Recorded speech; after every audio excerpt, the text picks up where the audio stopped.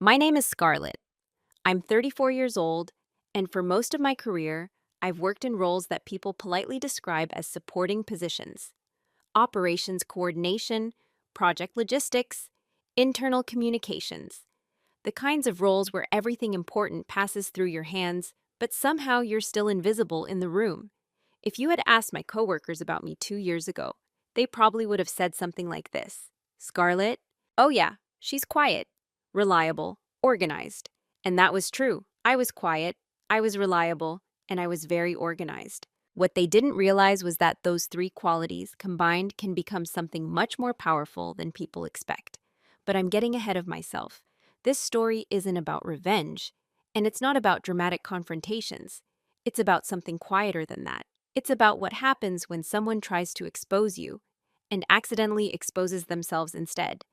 The situation began with something that, on the surface, looked fairly simple. A coworker of mine, someone who had always been confident, loud, and very comfortable controlling a room, sent a series of my private messages to human resources. He claimed those messages proved that I was being unprofessional, that I was undermining colleagues, that I had crossed a line. At least, that's what he thought the messages proved. But the email thread he forwarded contained several messages he clearly didn't intend anyone else to read. Messages that told a very different story. And once those messages were in HR's hands, there was no way to quietly pull them back. What followed over the next few weeks was not dramatic. No shouting, no public humiliation, just a slow, careful shift in the way certain truths became visible. And the strange part is, by the time anyone realized what had really happened, the outcome had already been decided. I didn't raise my voice. I didn't make accusations. I simply allowed the evidence to exist exactly as it was. Looking back now, the most interesting part of the whole situation isn't the email itself. It's everything that happened long before it. The small moments, the subtle assumptions, the role people quietly assigned to me without ever asking who I actually was. Because when people underestimate you for long enough, they stop noticing the things you're quietly paying attention to, and sometimes that changes everything.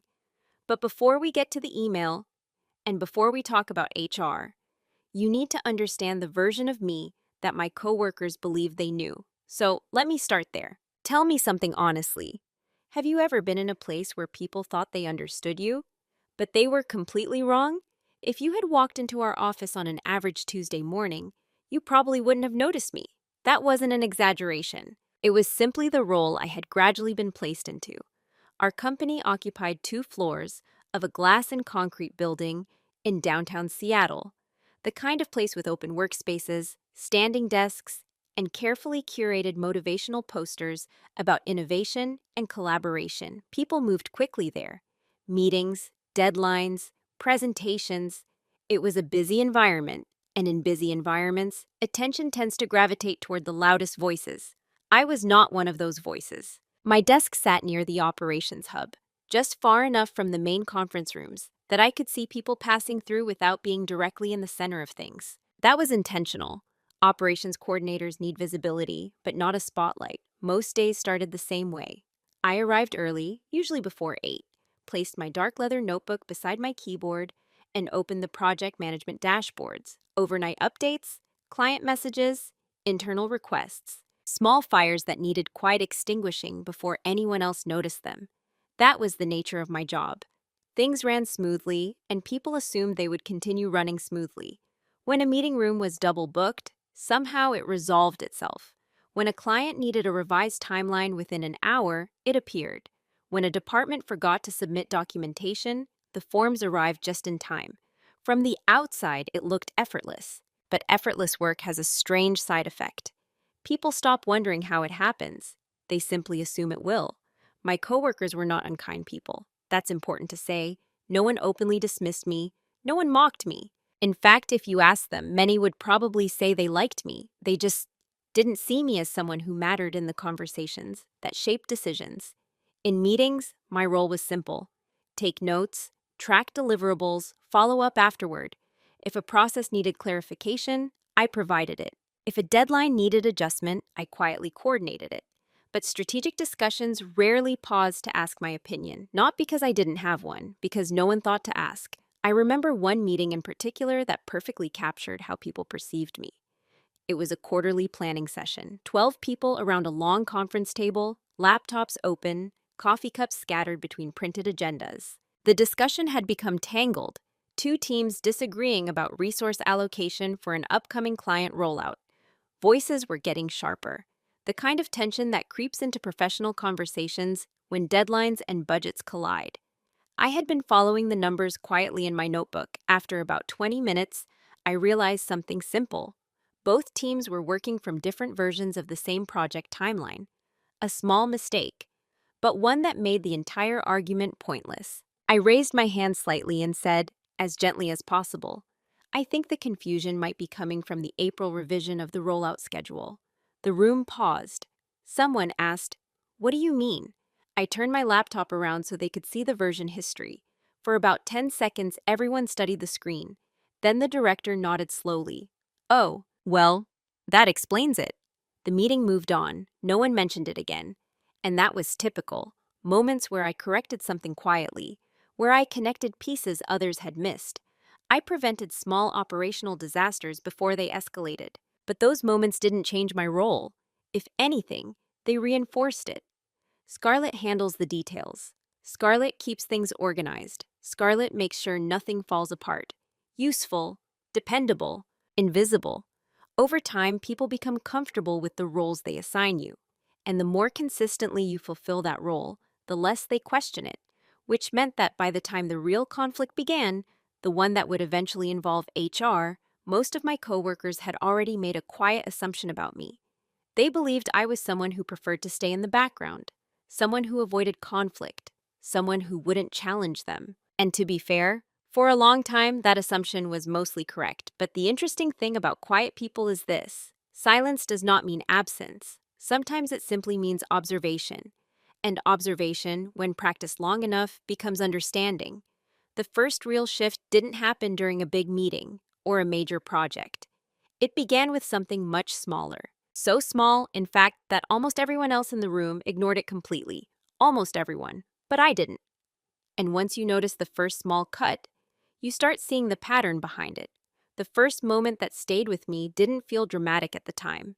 In fact, if you had asked anyone else in the room about it later, they probably wouldn't have remembered it at all.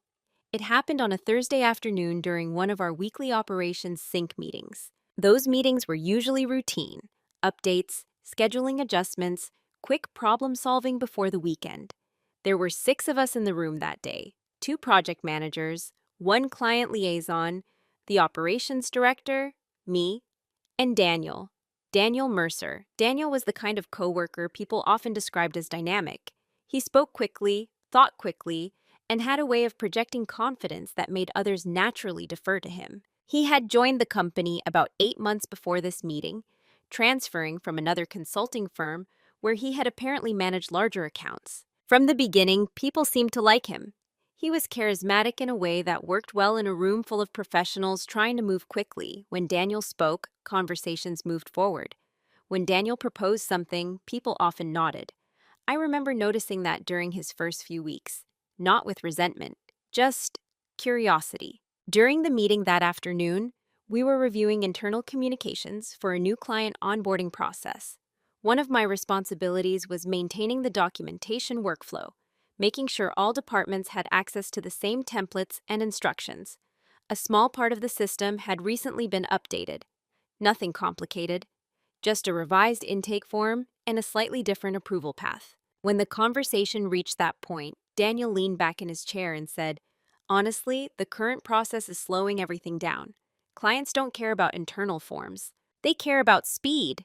The director nodded thoughtfully. Daniel continued, "We should probably streamline it, maybe eliminate a few of the steps." There was a small pause. I knew exactly which steps he was referring to because they were the ones I had helped redesign 2 months earlier after a compliance review. The changes weren't optional. They existed because our legal department required them. I waited a moment to see if anyone else would mention that. No one did. So I spoke up.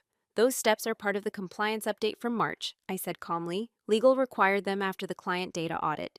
Daniel glanced at me briefly. Then he smiled in a way that felt polite but dismissive. "Right," he said. But realistically, those rules are more like guidelines. We can probably simplify the workflow and deal with legal later if needed.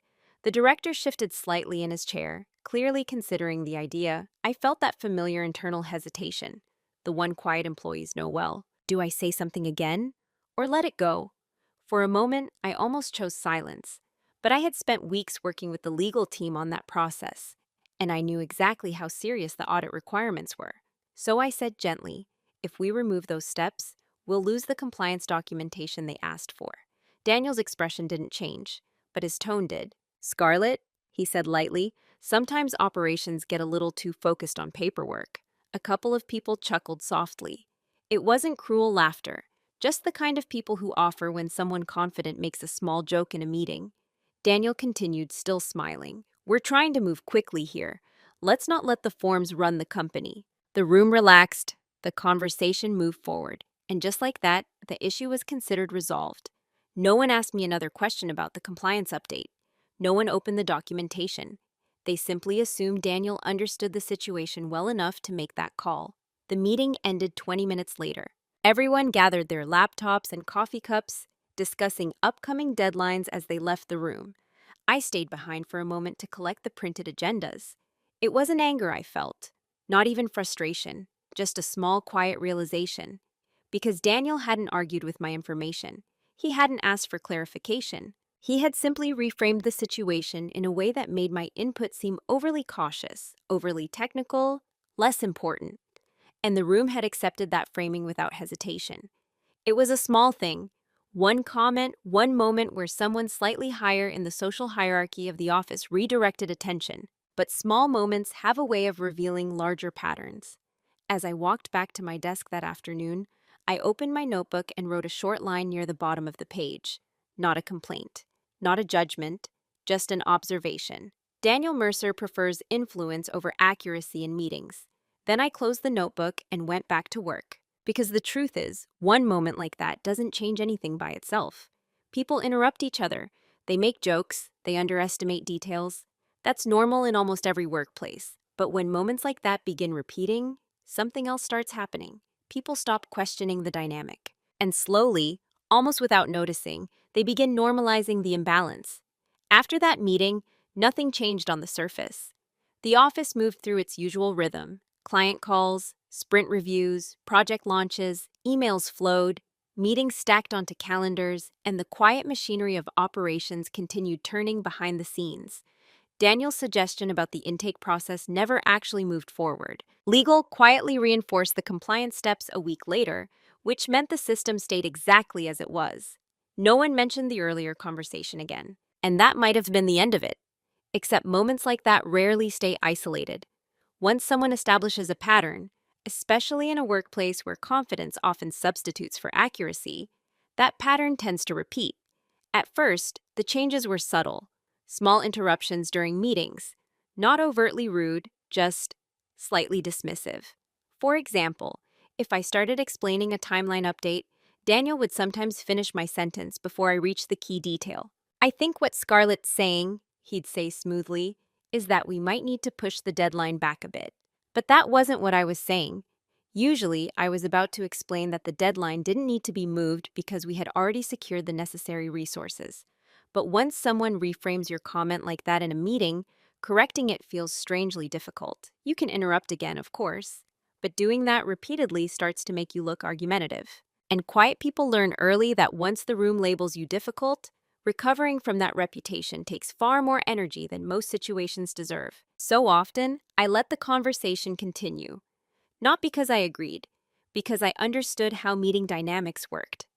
Another time, during a planning call with two department leads, I noticed that the projected budget numbers in Daniel's presentation were based on an outdated pricing structure. It wasn't a small difference either. The error would make the project look far more profitable than it actually was.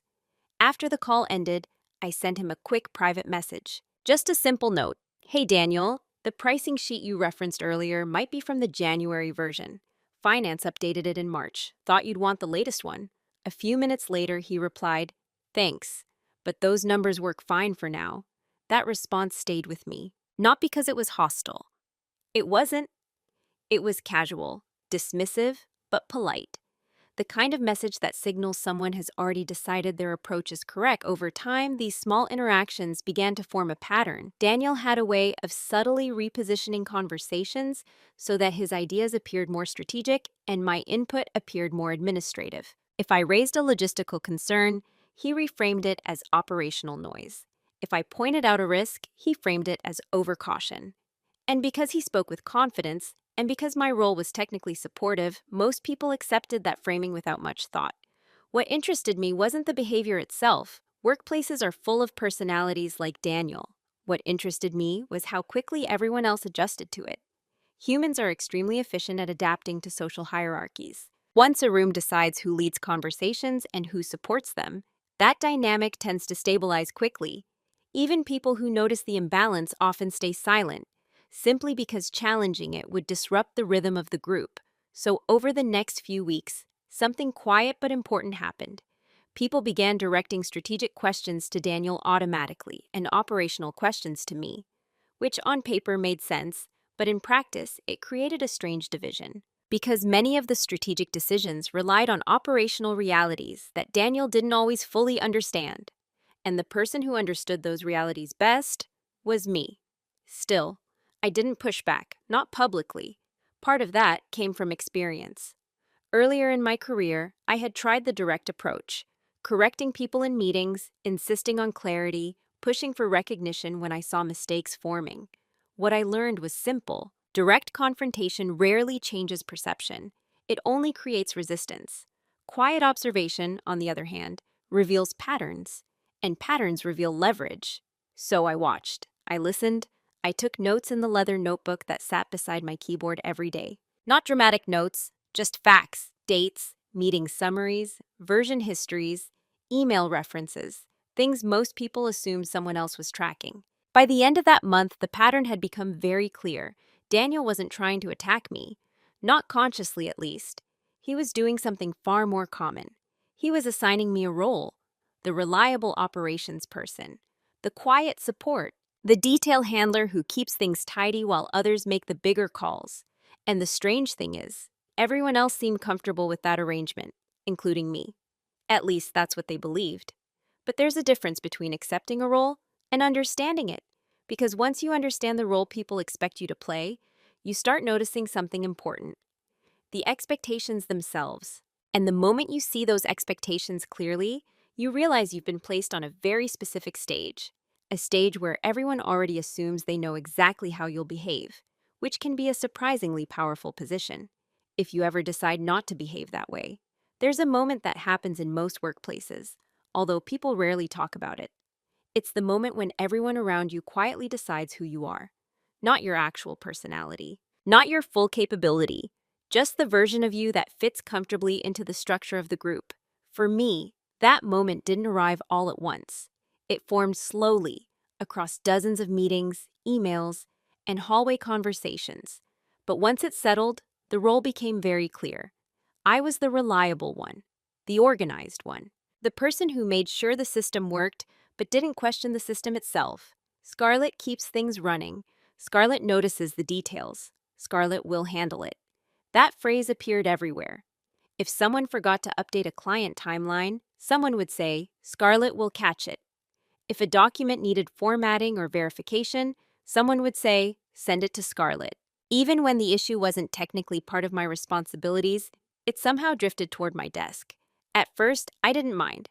Competence often attracts work. That's simply the cost of being good at what you do.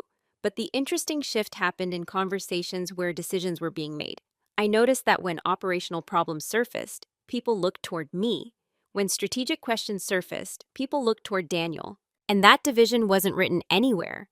It just existed. One afternoon illustrated it perfectly. We were discussing a complicated client rollout, multiple teams, overlapping timelines, a very tight delivery schedule. The project required coordination across departments that rarely worked together. Halfway through the meeting, Daniel began outlining a plan to accelerate the timeline by 2 weeks. Several people around the table nodded. It sounded ambitious, efficient, exactly the kind of confident proposal that makes leadership feel reassured. But as I listened, I realized something important. The plan depended on a vendor integration that hadn't been approved yet.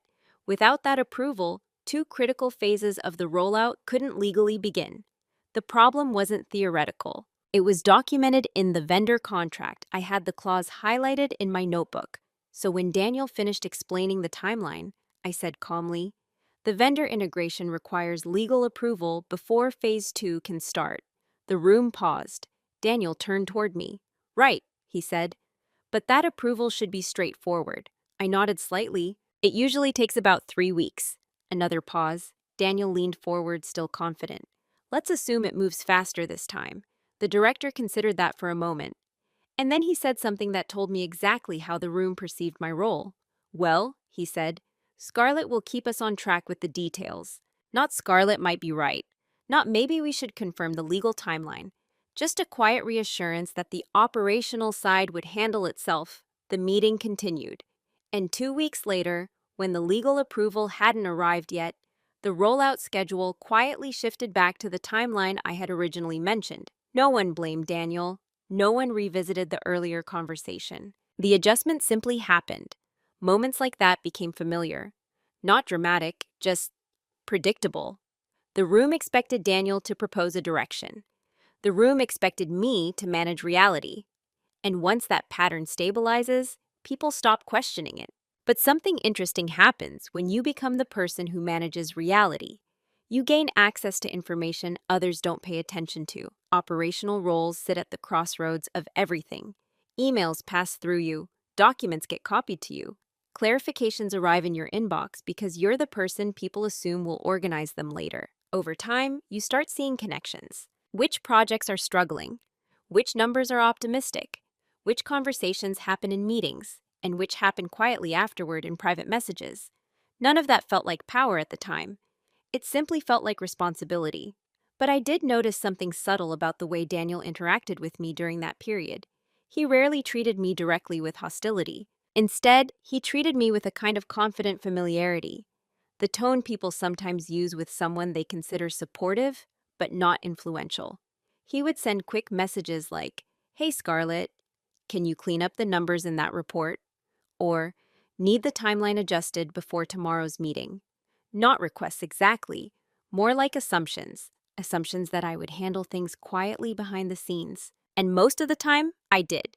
Because the work itself mattered to me. Accuracy mattered. Clients mattered. Even if the internal recognition didn't always follow. But slowly, something inside me began shifting. Not anger, not resentment, just awareness. Because once you understand the role people have assigned to you, you start noticing how often they rely on it. And more importantly, how much they assume that role will never change. Daniel assumed it. My coworkers assumed it. Even the leadership team assumed it. Scarlett will keep things organized. Scarlett will smooth out problems. Scarlett will quietly support whatever direction the louder voices choose. And for a long time, I allowed that assumption to exist. Not because it was entirely wrong, but because understanding a system is often more useful than fighting it. Still, there comes a point where something small shifts inside you, not in response to a big conflict, not in response to a dramatic event, just a quiet internal realization, a moment where you look at the pattern surrounding you and see it clearly for the first time. For me, that moment happened on an ordinary Wednesday morning. Nothing dramatic, no confrontation, just a single interaction that changed the way I saw everything afterward. And once that shift happened, silence stopped being something others imposed on me. It became something I chose. The morning that changed things didn't begin with tension.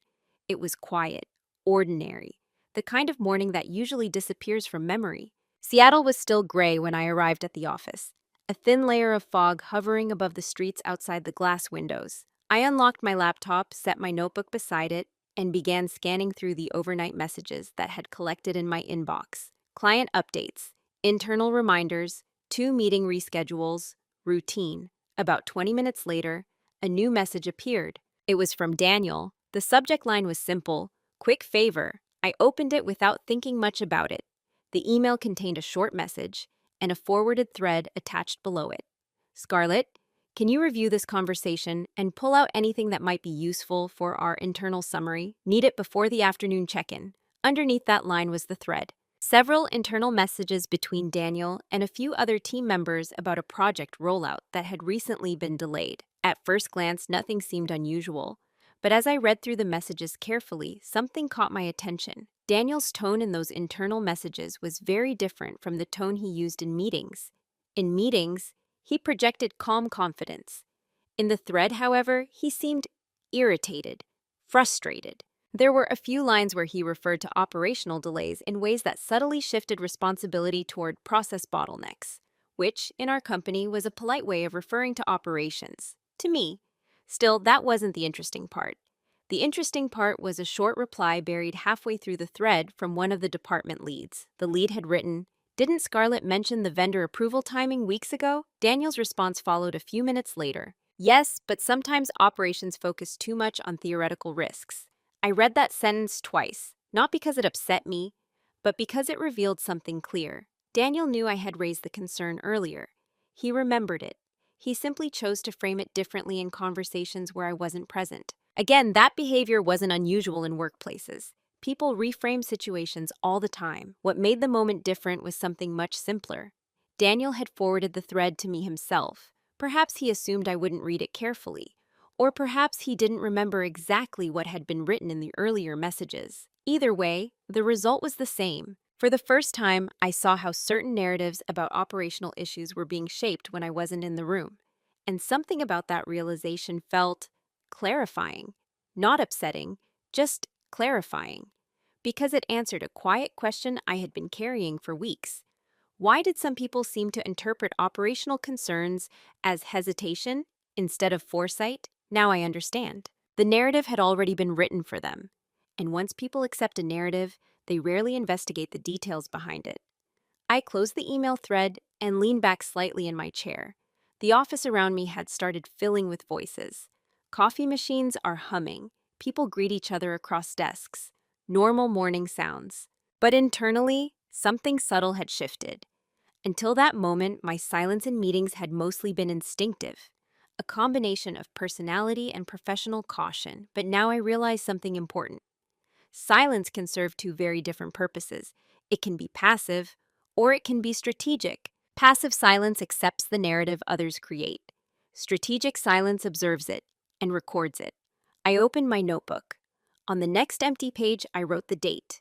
Then I wrote a short summary of the email thread I had just read. Not emotional commentary, just facts. Who said what, when it was said, how the explanation shifted depending on who was present in the conversation. When I finished writing, I closed the notebook again, and for the first time in a long while, I felt a very quiet sense of clarity. Not because I planned to confront Daniel, not because I planned to correct anyone, but because I finally understood the structure of the dynamic surrounding me.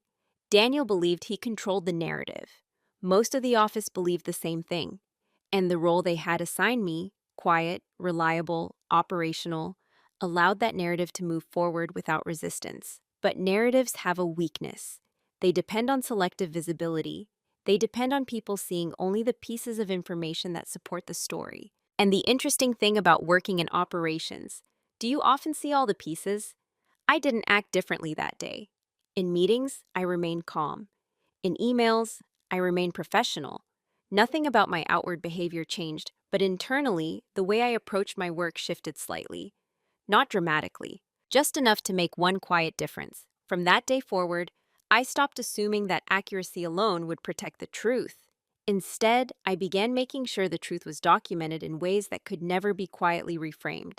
And the strange part was, no one noticed the shift. Not Daniel, not the leadership team, not even the coworkers who sat closest to my desk. To them, I was still the same person. Scarlett, the reliable operations coordinator, quiet, organized, helpful. They had no reason to believe anything had changed, but something had. Because once silence becomes a conscious choice, people who mistake it for weakness often reveal far more than they intended.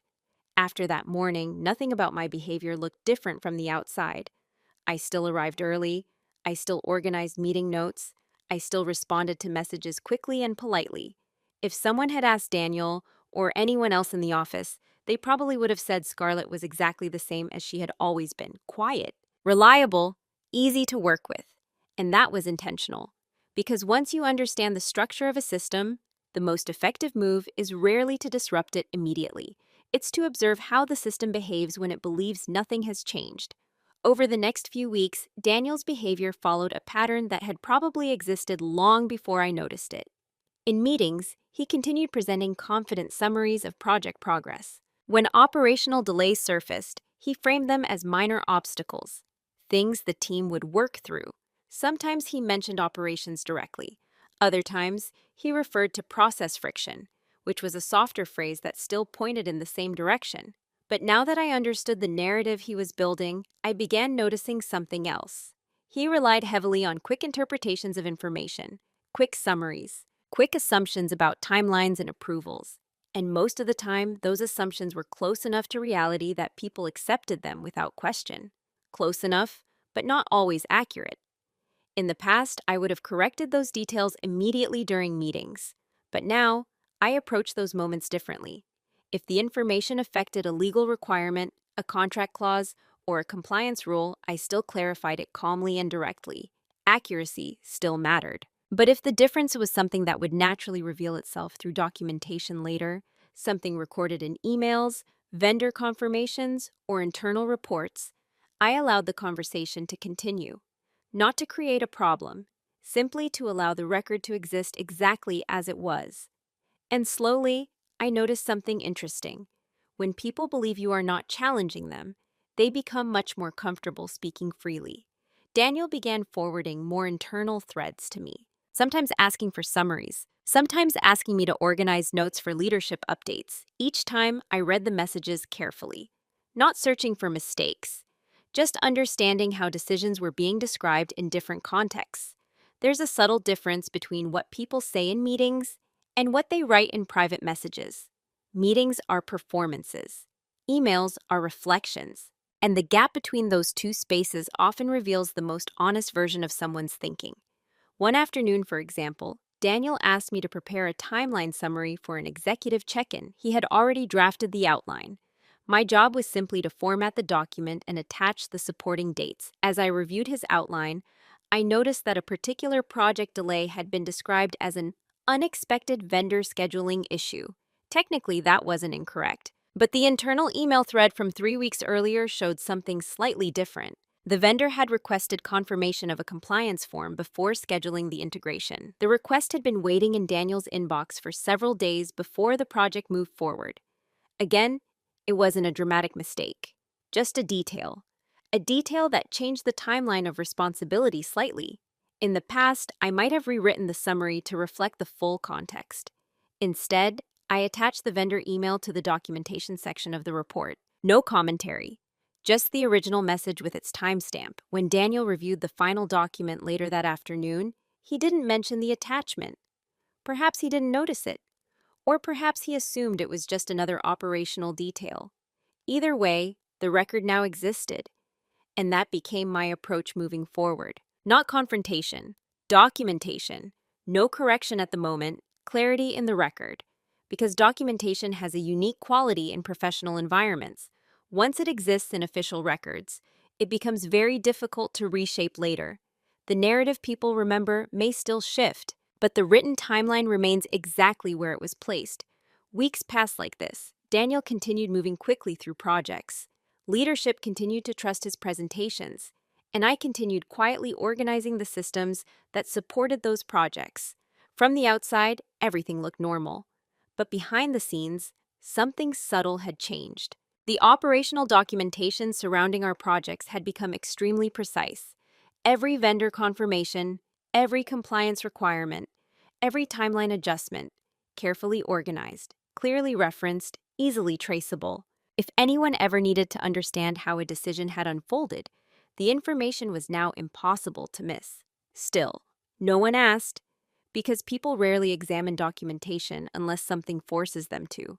And at that point, nothing had, which meant Daniel remained comfortable enough to speak openly, comfortable enough to send messages without worrying too much about how they might look later, comfortable enough to believe the narrative he had built was stable.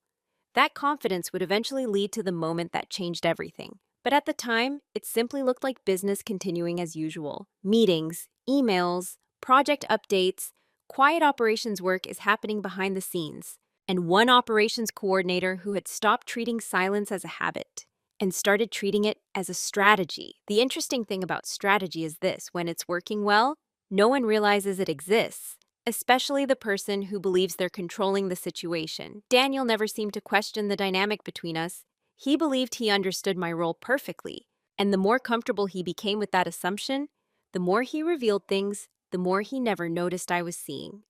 If you had asked anyone in the office during that period whether something unusual was happening, they would have said no. From the outside, everything looked stable. Projects were progressing, clients were satisfied, leadership meetings continued with the same confident updates, and I was still doing the same work I had always done. But the difference was no longer in the work itself, it was in how I approached it. Operations roles sit at the center of information flow. Most people think of them as logistical positions: calendars, spreadsheets, timelines, but what they really manage is visibility: who sees what, when they see it, and how information connects across departments. Once I understood that clearly, I began refining the systems around me. Quietly, carefully, nothing dramatic, just small improvements that made documentation more precise. For example, I reorganized the project timeline folders so that every revision automatically included the source email that prompted the change. If a vendor moved a deadline, the vendor's email was attached to the revision note. If a client requested a new milestone, the request message appeared directly under the timeline update. It meant anyone reviewing the file could follow the entire chain of events without asking questions. Most people appreciated the change. "Thanks for cleaning up the documentation," one of the project managers told me during a meeting. "It's easier to track everything now." I smiled and nodded. That had always been the goal. But what they didn't realize was that these small improvements created something much more valuable than organization. They created context. Context is what separates opinions from facts. And once context exists clearly in a system, it becomes very difficult to reshape events later. Daniel didn't notice the shift either. From his perspective, operations had simply become more efficient. When he requested reports, the supporting information appeared faster.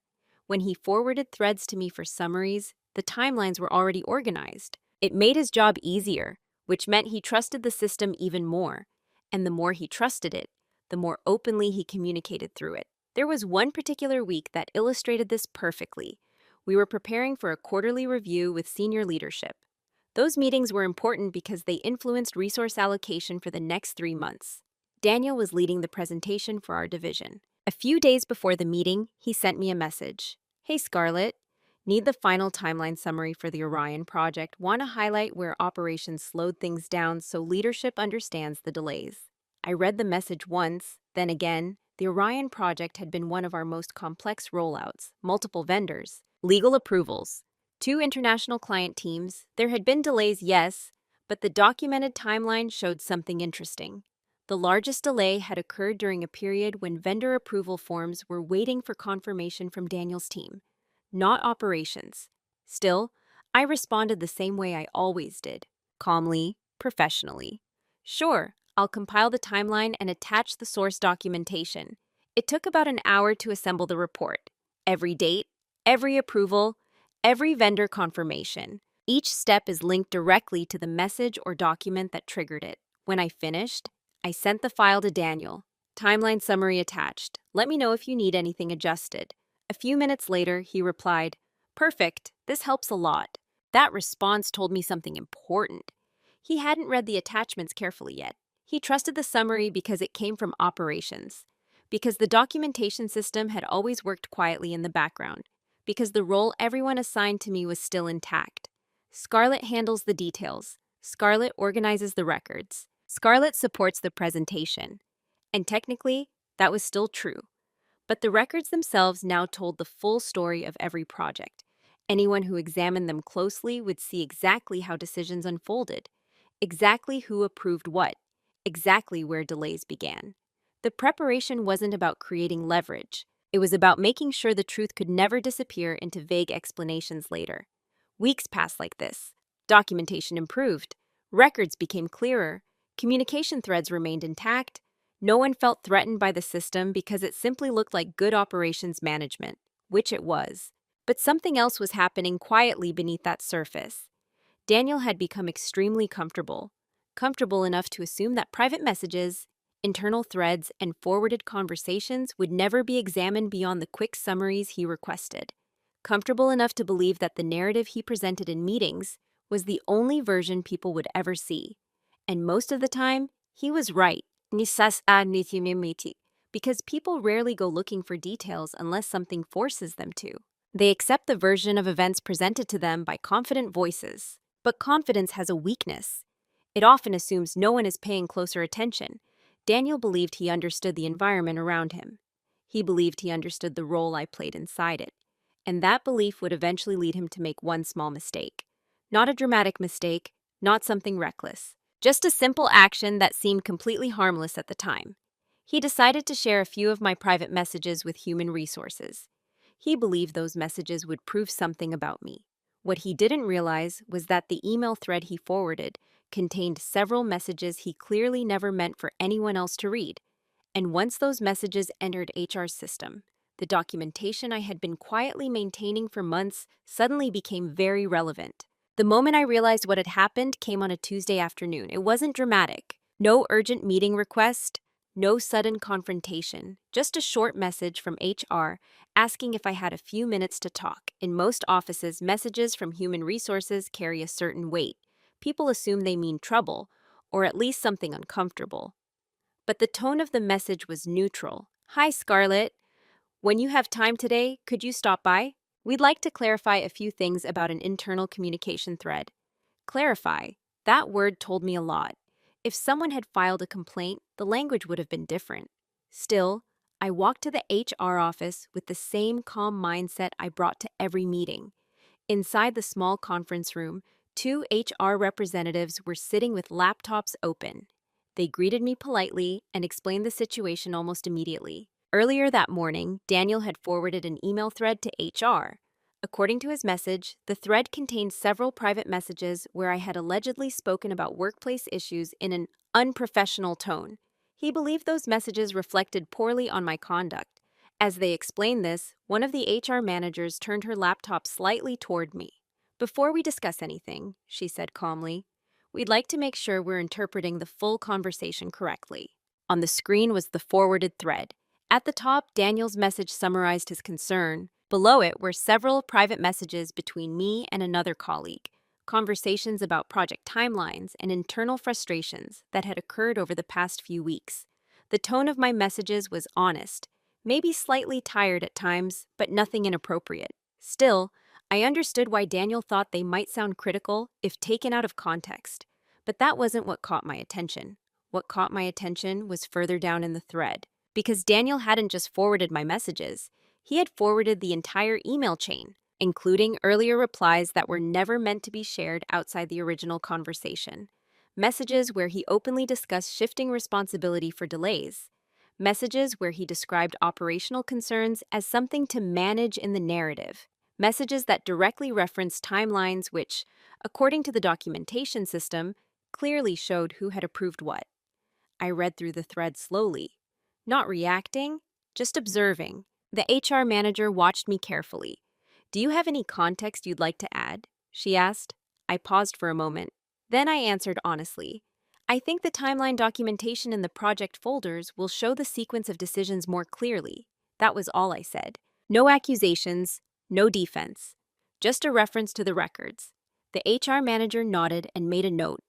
And in that quiet moment, something became very clear. Daniel had intended to prove that I was unprofessional, but by forwarding the entire thread, including his own messages, he had accidentally introduced a much larger conversation. A conversation about how certain project delays had been described internally, and how the written record of those delays actually looked.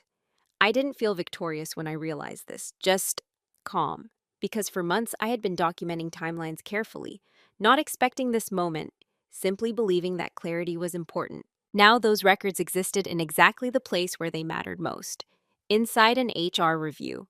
And once documentation enters that space, it becomes very difficult to ignore. I left the HR office about 20 minutes later.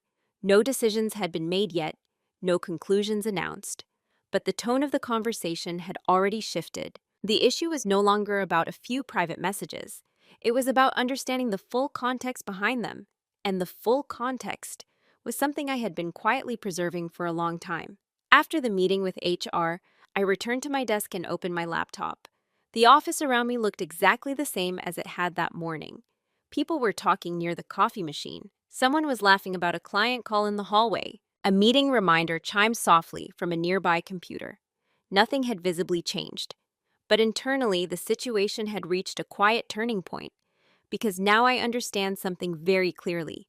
The documentation I had been maintaining for months had entered a formal review process, which meant the next steps mattered, not emotionally, strategically. I had several options. The first option was the easiest: treat the situation as a misunderstanding and simply answer HR's questions when they asked them.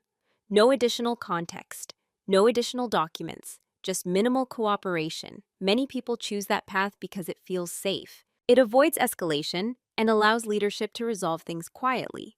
The second option was more direct. I could explain everything I had observed over the past few months, how certain delays had been reframed, how conversations differed between meetings and internal threads.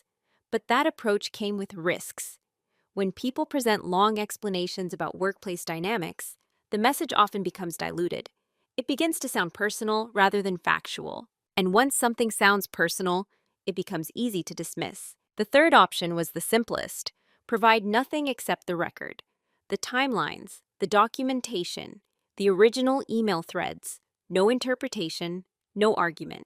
Just the facts exactly as they existed. I sat for a moment thinking about it. Not because I felt angry, because I understood how organizations make decisions. They rarely act based on emotion. They act based on documented patterns. And for months, those patterns had already been recorded. So I chose the third option. If HR asked questions, I would answer them calmly. If they needed documentation, I would provide it. But I wouldn't attempt to persuade anyone. I would simply allow the record to speak for itself. Because the moment Daniel forwarded that email thread, the situation had stopped being a personal disagreement. It had become a matter of documentation. And documentation, once examined carefully, tends to tell a very clear story. After that day, I didn't change my routine. That was important. People notice sudden changes in behavior far more quickly than they notice quiet consistency. So I kept doing exactly what I had always done. I arrived early. I organized project updates. I answered messages calmly. If anyone had watched my day closely, they wouldn't have seen anything unusual, but behind the scenes, the process had already started moving.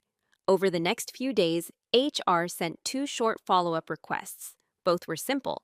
The first asked for the timeline documentation related to the Orion project. The second asked for confirmation of a few vendor approval dates mentioned in the email thread Daniel had forwarded. I responded the same way each time. No commentary, just the files. The folders I had organized months earlier already contained everything they needed: the vendor emails, the approval timestamps, the internal updates, and the timeline revisions. Each document showed exactly when decisions were made and who had confirmed them. Nothing dramatic, just a very clear sequence of events. I noticed something interesting during that week. Daniel behaved exactly as he always had. He moved confidently through meetings, discussing upcoming projects and resource plans. He joked with colleagues near the coffee machine. Once, he even stopped by my desk to ask for a quick update on a client timeline. His tone was friendly, comfortable. He had no reason to believe anything was unfolding behind the scenes.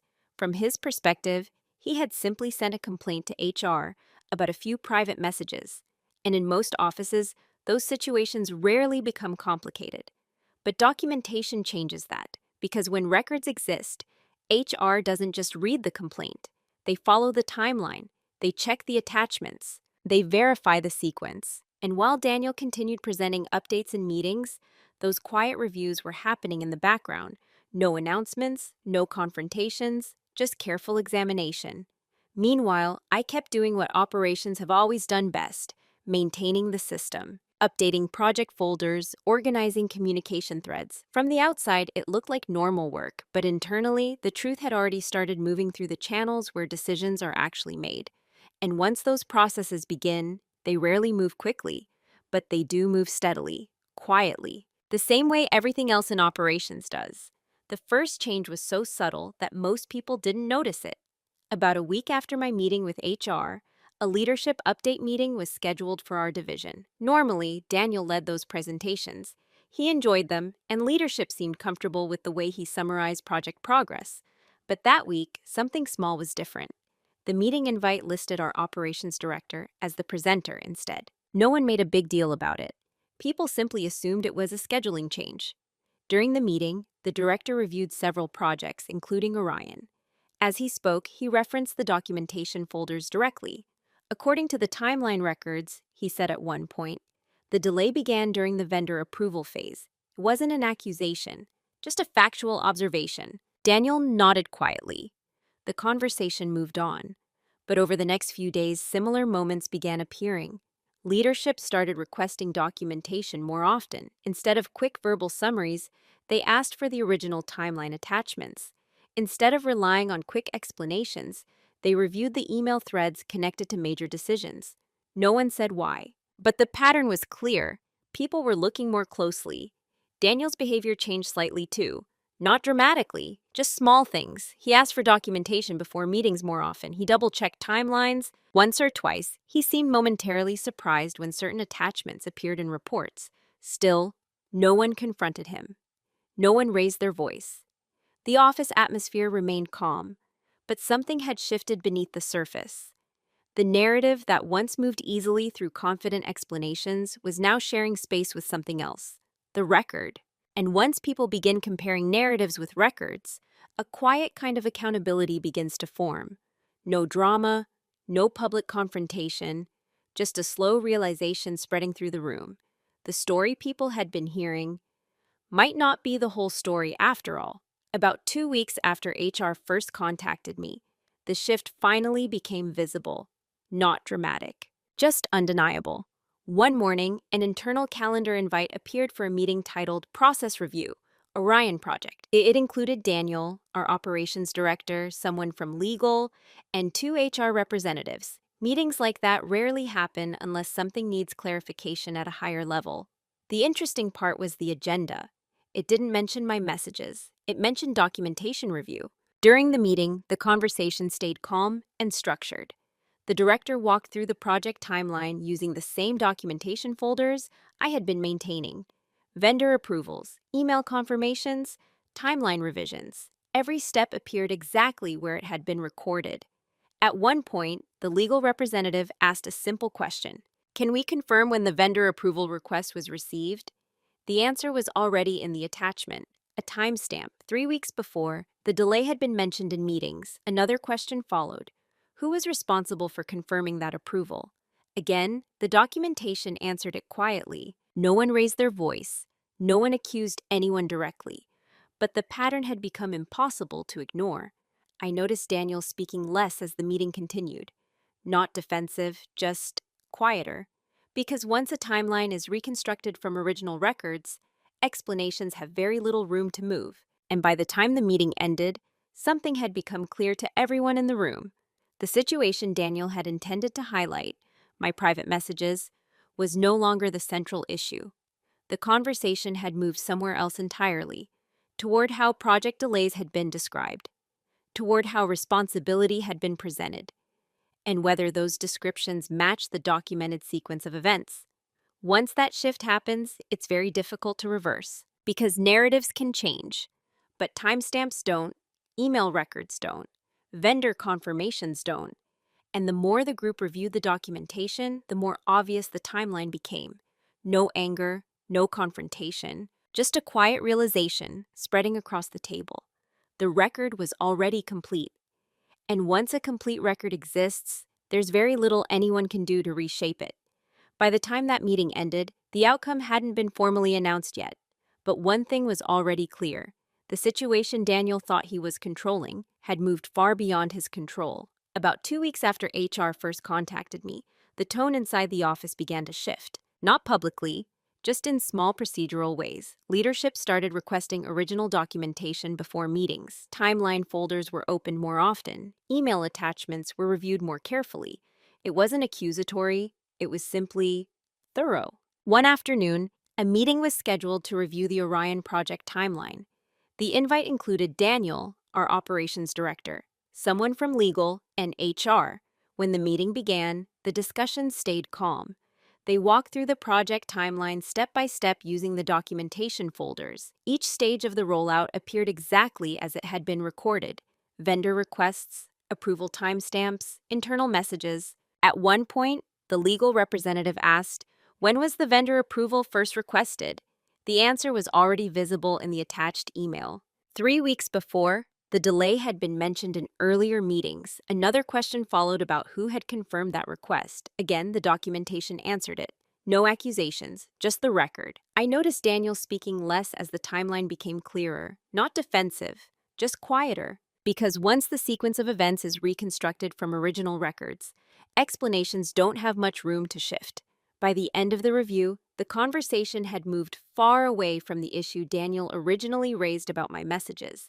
The focus had become something else entirely: accuracy, accountability, and whether the explanations presented earlier truly match the documented timeline. And once a group begins comparing explanations with records, it becomes very difficult to reshape the story afterward. The record was already complete. I spoke with Daniel a few days later.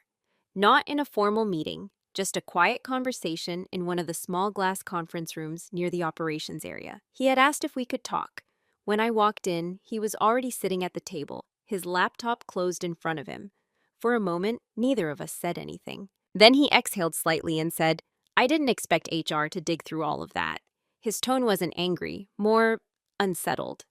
I sat across from him and nodded once. "They usually review the full context," I said calmly. He rubbed his forehead briefly. "I forwarded those messages because they sounded critical," he said. "I thought it would show that you'd been talking about internal issues in a way that wasn't appropriate."